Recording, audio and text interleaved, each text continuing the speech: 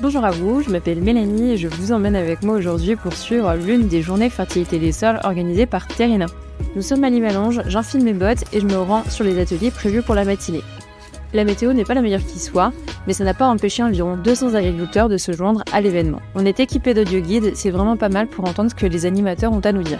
Sur le premier atelier, nous avons l'intervention d'un agronome de la société Ecosystème. Il nous parle de méthodes de diagnostic rapide du sol et des actions correctives qui peuvent être mises en place. C'est très intéressant.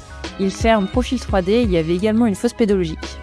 Ensuite, je me suis rendue sur un second atelier. Celui-ci traite le sujet du potentiel des sols grâce à l'outil d'aide à la décision Fertilio IRM. Alors comme on le voit là, les agriculteurs ont reçu à leur arrivée une belle veste sans manche Terrena et on me fait signe que les audio guides sont au top, c'est parfait.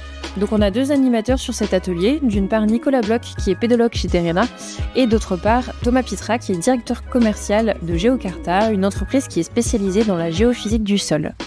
C'est eux qui interviennent sur les parcelles des agriculteurs en contrat Fertilio IRM. L'intervention qu'ils font est très intéressante et surtout c'est hyper bien expliqué. Ensuite arrive l'atelier que tous les agriculteurs adorent, celui du matériel.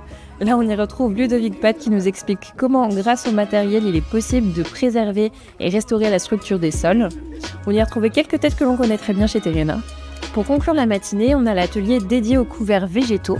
Il est animé par Science et en gros, il nous explique comment implanter un couvert adapté au système de culture. L'heure du repas est arrivée, on partage une pause sympathique tout en échangeant sur les informations que nous avons eues durant la matinée.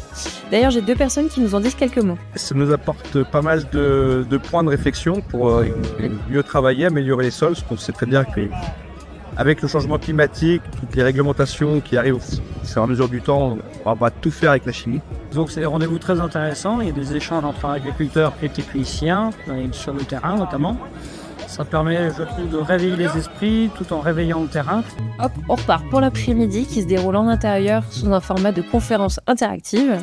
C'est l'occasion pour les différents intervenants de prendre la parole et de revenir sur les différentes clés qui permettent de restaurer la fertilité naturelle des sols.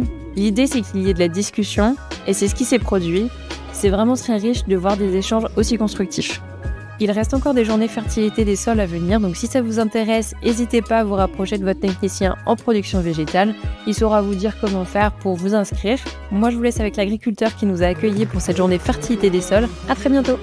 Pour conclure après cette journée, j'aurais un mot rapide, c'est de dire à tout le monde, à tous les collègues, n'hésitez pas à participer, à prendre un peu de temps sur l'organisation du travail, mais qui est très important, mais une fois de plus pour ressortir avec des axes et savoir comment progresser et améliorer notre potentiel de sol et faire en sorte que nos exploitations soient le plus résilientes possible.